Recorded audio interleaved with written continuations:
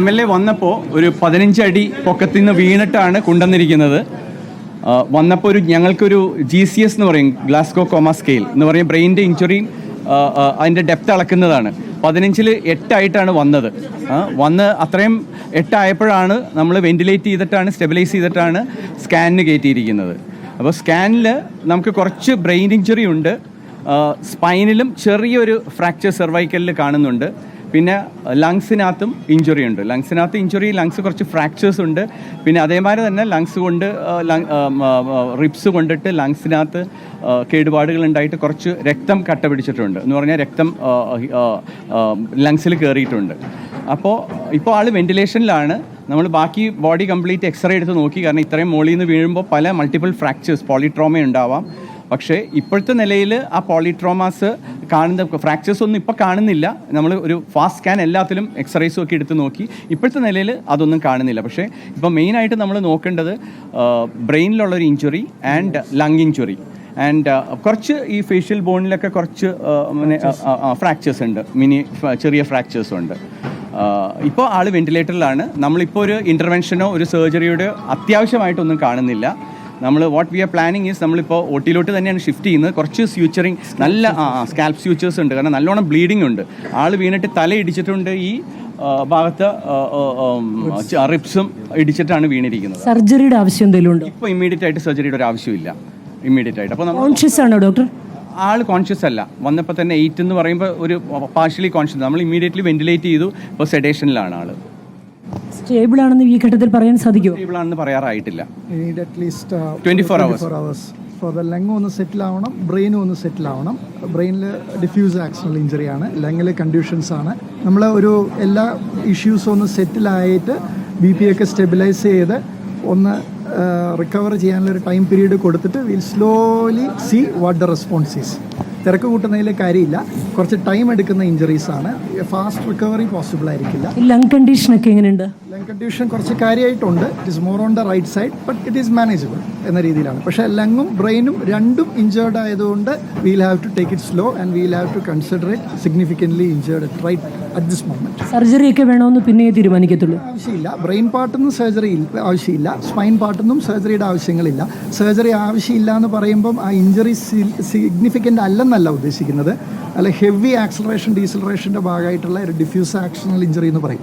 അതായത് ബോധം, പ്രതികരണം, ഓർമ്മ, ഇങ്ങനത്തെ ഭാഗങ്ങളെയൊക്കെ ബാധിക്കാവുന്ന ചെറിയ ചെറിയ ചതവുകളാണ്. അതിനകത്ത് റിക്കവറി എങ്ങനെ വരും എന്നുള്ളത് സമയം കൊണ്ടാണ് നമ്മൾ പറയുക. We will have to help her to recover. And yes, അതൊരു ആർബിട്രറി ടൈം ഫ്രെയിമാണ്. That is what we usually do.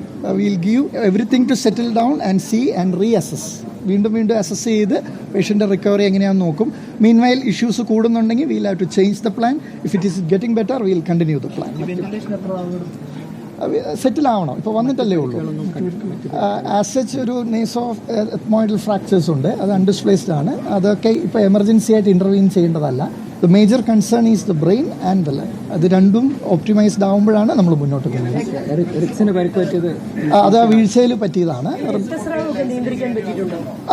Uncontrollable ആയിട്ടുള്ള ഇന്റേണൽ ബ്ലീഡിങ് ഇപ്പോൾ കണ്ടിട്ടില്ല, but she's on some medications and it might go out of hand. We'll have to wait. ഇമ്പാക്റ്റിലാണ്. Blunt thorax, blunt chest injury എന്ന് പറയും. ആ വീഴ്ചയിൽ വന്ന് തട്ടുന്നതാണ്. ചതവിൽ വരുന്നതാണ്, വീണിട്ടുള്ള ചതവിന്ന് വന്നിട്ടാണ് അത് ആ റിബ്സ് ലങ്സിൽ കൊണ്ടിട്ടുണ്ടാവുന്ന ബ്ലീഡിങ് കൊണ്ട് വരുന്നത്. മേജർ ലോങ് ബോൺ ഫ്രാക്ചർ അങ്ങനെയൊന്നുമില്ല. ഫുട്ടിന്റെ അവിടെ ചെറിയൊരു കൺഫ്യൂഷൻ ഉണ്ട്. Everybody is there, everybody is intimated and everybody is involved in the loop. So he is the neurosurgeon, Dr. Michel. He is the head of orthopedics doctor. I am the medical director, Dr. Krishnan Unni. There's a general surgeon involved, ENT doctors and maxillofacials are all on. Anesthetists, emergency physicians, everybody. ചെറിയ ചിഹ്നങ്ങളുണ്ട്, അൺഡിസ്പ്ലേസ്ഡ് ആണ്. നമുക്കത് operative ഇന്റർവെൻഷന്റെ ആവശ്യമൊന്നുമില്ല. Long bone fractures major ആയിട്ടൊന്നുമില്ല. ഫുട്ടിൽ മാത്രം left സൈഡിൽ ചെറിയൊരു കൺഫ്യൂഷൻ മാത്രമേ ഇപ്പോൾ കണ്ടുള്ളൂ. ഇനി എന്തെങ്കിലും ഉണ്ടെങ്കിൽ നമുക്ക് പിന്നീട് ട്രീറ്റ് ചെയ്യാവുന്നുള്ളൂ. അതൊരു മേജർ വിഷയമല്ല. As of now, there is no emergency surgery ഒന്നും വാറണ്ടഡ് അല്ല.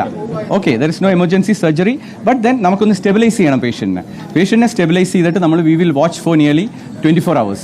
24 hours വാച്ച് ചെയ്തിട്ട് എന്തെങ്കിലും വേണോ എന്ത് വേണം എന്നുള്ളത് തീരുമാനിക്കും. ഇനി ആ പാടെ വേണമെങ്കിൽ ചെസ്റ്റിൽ ആ ഒരു രക്തം ഇത്തിരി കെട്ടിക്കിടക്കുന്നത് കൊണ്ട് ഒരു ട്യൂബ് ഇട്ടിട്ട് ചിലപ്പോൾ അത് എടുക്കേണ്ടി വരും, ഒരു ഡ്രെയിൻ ഇടേണ്ടി വരും. അത് മാത്രമേ ഉള്ളൂ. വന്നപ്പോൾ ചെറുതായിട്ട് കോൺഷ്യസ് ആയിരുന്നു. അത് കഴിഞ്ഞിട്ടാണ് അത് പിന്നെ നമ്മൾ വെന്റിലേറ്റ് ചെയ്യുമ്പോൾ പിന്നെ കോൺഷ്യസ് ലെവൽ നോക്കുന്നില്ലല്ലോ. വൂണ്ടിൽ സ്കാൽപ്പ് കുറച്ച് ലാസറേറ്റഡ് വൂണ്ട് ആയതുകൊണ്ട് തിയേറ്ററിൽ പോയി നന്നായിട്ട് ക്ലീൻ ചെയ്തിട്ട് സൂച്ചർ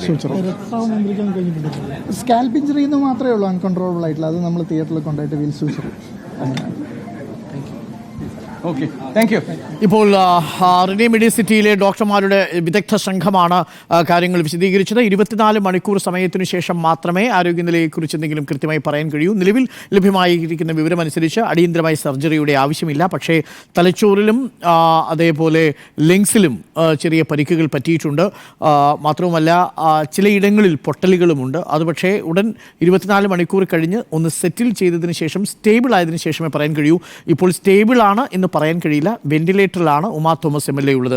ലിബി സജീന്ദ്രൻ ഡോക്ടർമാർ വിശദീകരിച്ചതിൽ നിന്ന് മനസ്സിലാക്കുന്നത് അടുത്ത 24 മണിക്കൂർ നിരീക്ഷണത്തിലാണ്. ആ 24 മണിക്കൂർ നിരീക്ഷണ കാലം കഴിഞ്ഞാൽ മാത്രമേ ആരോഗ്യനിലയിലെ പുരോഗതി സംബന്ധിച്ച് എന്തെങ്കിലും പറയാൻ സാധിക്കൂ. ഇപ്പോഴുള്ള അവസ്ഥ ബ്രെയിനിൽ ഇഞ്ചുറിയുണ്ട്, ലങ്സിൽ ഇഞ്ചുറിയും ചെറിയ ഫ്രാക്ചറുകളും കാണുന്നു.